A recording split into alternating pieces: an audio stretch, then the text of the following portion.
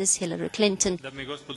Ladies and gentlemen, first of all, I would like to repeat once again a warm welcome to the US Secretary of State, Mrs. Clinton, and her delegation. Although it is difficult to compare our two countries in terms of their size, I dare say that Croatia and the United States are bound by a firm friendship and partnership. I thank the State Secretary for everything that the United States of America has done to help Croatia over the last 20 years to prosper, to come out of the war, and to profile itself as a democratic. We are today a member of NATO, soon to be a member of the EU, and this shows that the support from the American side has been very important. We've discussed our bilateral relations that are excellent. However, there is a great potential for enhancing our economic cooperation. I'm very pleased that from the US Secretary of State I've heard the major interest of the American side in cooperation in the economy. There is, of course, a problem of the actual openness to investment, but we are aware that the Croatian government is preparing a number of measures to facilitate investments in Croatia, and I'm sure that there will be a major number of American investors who will come and invest in Croatia. We've discussed our cooperation within NATO, which is a very important framework for our partnership, and Mrs. Clinton has shown great interest in the Croatian assessment of the situation in the region and the possibility of Croatia as a neighboring country soon to become a member of the EU, contributing to further stabilization of the European region. I reiterated our view that a continued enlargement process is Croatia's vital interest, and that also within the EU we should do everything for our neighbors to get support and to be tomorrow together with us in the EU. I thank the US Secretary and her delegation for extremely open and constructive talk. Thank you very much, Mr. President, and it indeed is an honor for me to be here on my first official visit to Zagreb as Secretary of State and to celebrate the exemplary partnership between our two countries, which, as you say, dates back now 20 years. Earlier today, I also had the opportunity to meet with the Prime Minister. And in both meetings, we discussed a range of critical issues where our countries work side by side to advance peace and prosperity throughout the region. The United States is very proud to have the opportunity to work with Croatia in NATO, and we are looking forward to Croatia's joining the European Union next year. For more than 20 years, the United States has stood with the people of Croatia to overcome the wars and destruction of the 1990s and to rebuild your country. But this is really the work of all of the people in this country, because you made a fundamental decision early on. You decided you wanted to join the transatlantic institutions and be part of Europe, a Europe that is whole, free, and at peace. So yes, today you are not only a full member of NATO, and you will be joining the European Union, but you serve as an anchor of stability and prosperity in the region and demonstrate unequivocally what people and political leaders can accomplish when they work together toward a shared goal. Nations around the world today are making the difficult transition to democracy, and they can look to you. They can look to Croatia as a model. This country has taken great strides to combat corruption and uphold the rule of law, from prosecuting domestic war crimes cases to reforming your justice sector. Croatia has also made it a priority to include ethnic minorities and ensure opportunities for all of your citizens. And I would like to commend the Croatian government, Mr. President, for leading the decade of Roma inclusion this year. Whenever Roma people cannot fully participate in their communities, whether that's getting an equal education, electing political representatives, or having the same opportunities to contribute to the economic and political lives of their countries, whole societies lose out. Because when more people in more places can contribute their talents, that adds immeasurably to what everyone is able to do. So thank you for taking on one of Europe's most persistent challenges. I also want to commend Croatia's efforts to establish a regional housing program with Serbia, Montenegro, and Bosnia-Herzegovina. This is a significant step toward reconciliation with honor, and the United States is proud to contribute to your efforts.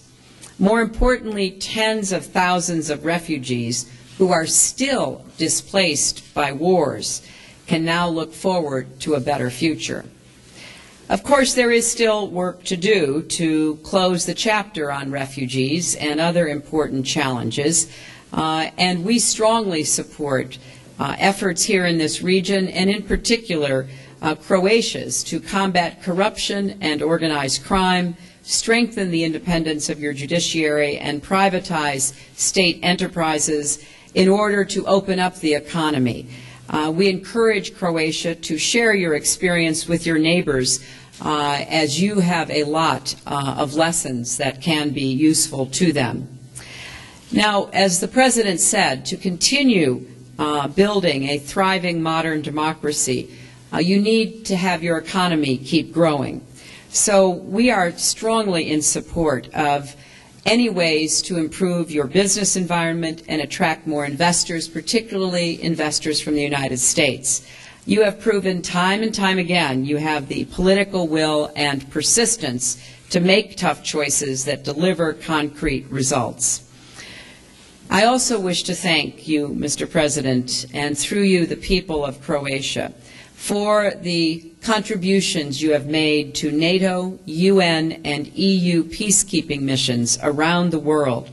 In Afghanistan, more than 300 Croatian troops serve alongside Americans and others as part of the International Security Assistance Force.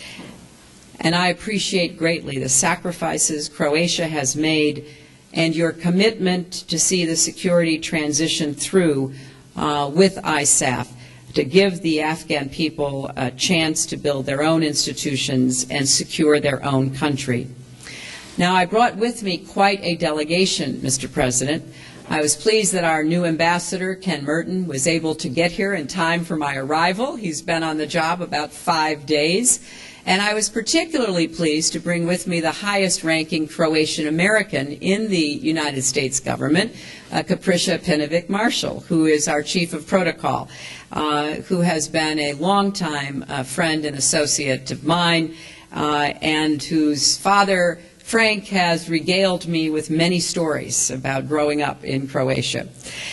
So it's not only a partnership. It's not only that we are members of NATO together. It's not only that our soldiers serve side by side. It is also the bonds of friendship and family and real cultural affinity that Americans and Croatians share. And, Mr. President, we look forward to celebrating Croatia's accession to the EU in the very near future. Thank you very much. A sada slijede pitanja od strane medija. Mislav Bago, Nova TV. Mislav Bago, Nova TV. A question to the President and the State Secretary. A question to the President and the State Secretary. When on the 1st of July next year, when the Croats wake up, in spite of the objections of the Slovenians, do you expect us to be a member of the EU with a special assignment in the region? And the second question, based on for the US Secretary, your former ambassador, when leaving Croatia, said that there is an anti-business climate in Croatia and that the US has the lowest investment in Croatia compared to other countries. Does the Obama administration see any progress over the last period of years, or is this country still in an anti-business climate? Does it prevail here? First question, you the second. Okay. Dakle, ja sam sasvim siguran da ćemo se 1.7. probuditi u Europskoj uniji i sasvim sam siguran da će Hrvatska biti uspješna članica Europske unije, što znači ne da će ubirati med i mlijeko bez rada, jer tek tada ćemo morati pokazati sve ono što znamo. Europska unija je danas velika prilika, a ona nama ovisi kako ćemo iskoristiti. Kada je riječ o regiji, da, imat ćemo jednu važnu zadaću u prvom redu u svom interesu. Hrvatska je u najboljem interesu da naši susjedi također uđu u Europsku uniju, naravno i oni moraju udovoljiti svim uvjetima. To nam je važno i radi mira, radi sigurnosti, ali i radi ekonomije, razmjene znanosti, razmjene ljudi, razmjene svih onih dobara koje cirkuliraju između dobrih susjeda i prijatelja. Well, certainly in my discussions with both the President and the Prime Minister, they expressed equally the same confidence that you will be a member of the European Union. And we certainly strongly support that, as we have over the last several years. Regarding the economic, commercial, business and investment climate, I think it's important in today's world that everyone look for ways to create jobs, restore competitiveness, and spur renewed economic growth. That is particularly important here in Croatia because you have an educated workforce, you have a developed infrastructure, you have a very favorable geographic position, you are a promising destination for investment.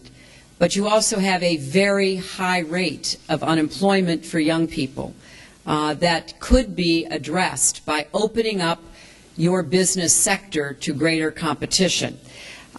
We see potential for increasing trade and investment between Croatia and the United States.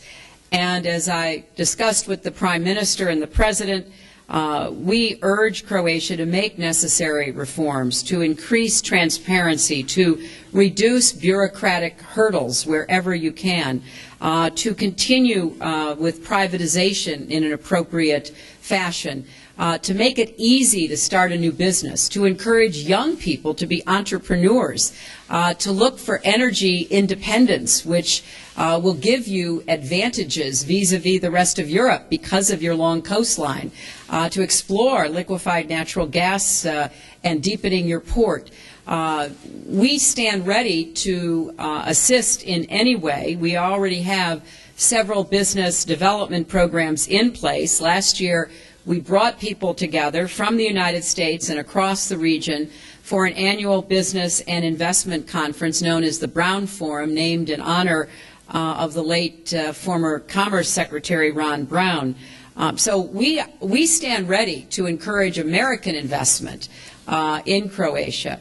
And I must say, we think that there's a great potential here, but there do have to be continuing economic reforms, which, if undertaken and implemented, will give Croatia a significant advantage vis-a-vis the rest of Europe, particularly Southern Europe and especially the Balkans. So we don't urge you to do this for us. We urge this to do it for you, but we think it will also benefit American businesses and investors because they will find Croatia a very attractive place to do business with all of the assets you have. And Andy Quinn, Reuters. Madam Secretary, if I could ask you about Syria. Mr. Brahimi's attempt at a ceasefire has evidently failed and the violence is increasing again. What are your views on what needs to be done now to bring the violence down?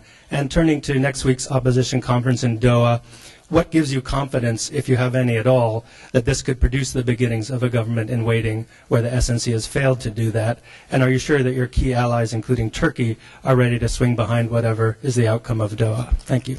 Well, Andy, those are all very important and timely questions, and I want to start by thanking Croatia for their assistance in dealing with the extremely difficult problems presented by both Syria and Iran. Look, I sincerely regret, but I unfortunately was not surprised by the failure of the latest ceasefire attempt. Despite its reported commitment to the UN Special Envoy, Mr. Brahimi, the Assad regime did not suspend its use of advanced weaponry against the Syrian people for even one day. And the shelling in the suburbs of Damascus was as bad last weekend as at any time in the conflict. So while we urge Special Envoy Brahimi to do whatever he can in Moscow and Beijing to convince them to change course and support stronger UN action, we cannot and will not wait for that.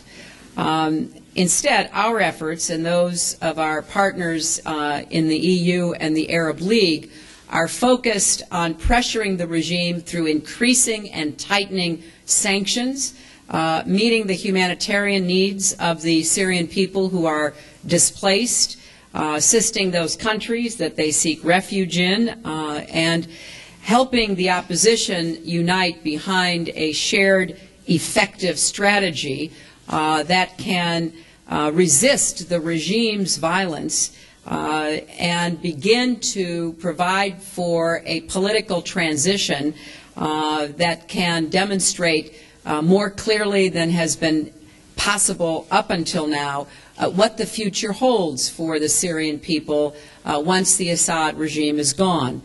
So we are working very hard with many different elements from the opposition, yes, inside Syria as well as outside Syria. Some of you might remember I hosted a meeting in New York during the UN General Assembly. We facilitated the smuggling out of a few representatives of the Syrian internal opposition in order for them to explain to the countries gathered why they must be at the table. This cannot be an opposition represented by people who have many good attributes but have in many instances not been inside Syria for 20, 30, or 40 years. There has to be a representation of those who are on the front lines fighting and dying today to obtain their freedom. And there needs to be an opposition leadership structure that is dedicated to representing and protecting all Syrians. It is not a secret that many inside Syria are worried about what comes next. They have no love lost for the Assad regime, but they worry, rightly so, about the future. And so there needs to be an opposition that can speak to every segment and every geographic part of Syria. And we also need an opposition that will be on record strongly resisting the efforts by extremists to hijack the Syrian revolution. There are disturbing reports of extremists going into Syria and attempting to take over what has been a legitimate revolution against an oppressive regime for their own purposes. So the Arab League-sponsored meetings starting in Doha next week will be an important next step.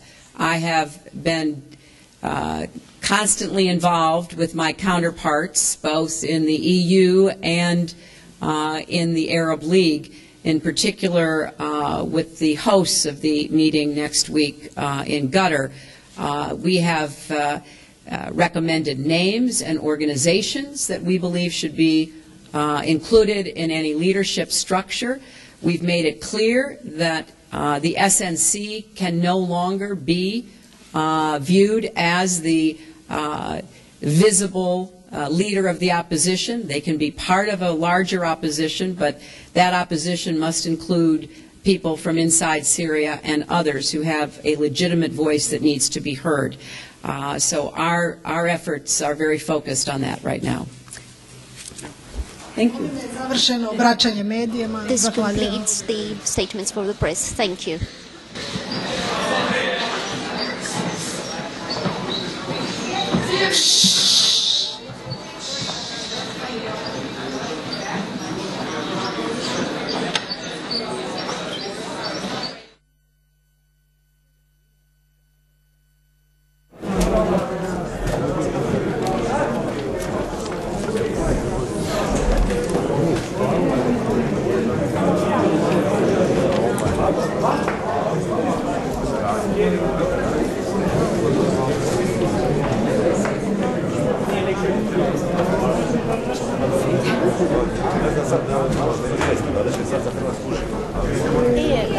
već 4 sata.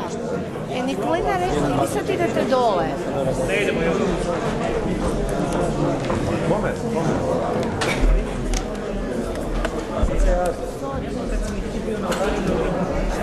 Čujem te, da. Čujem te.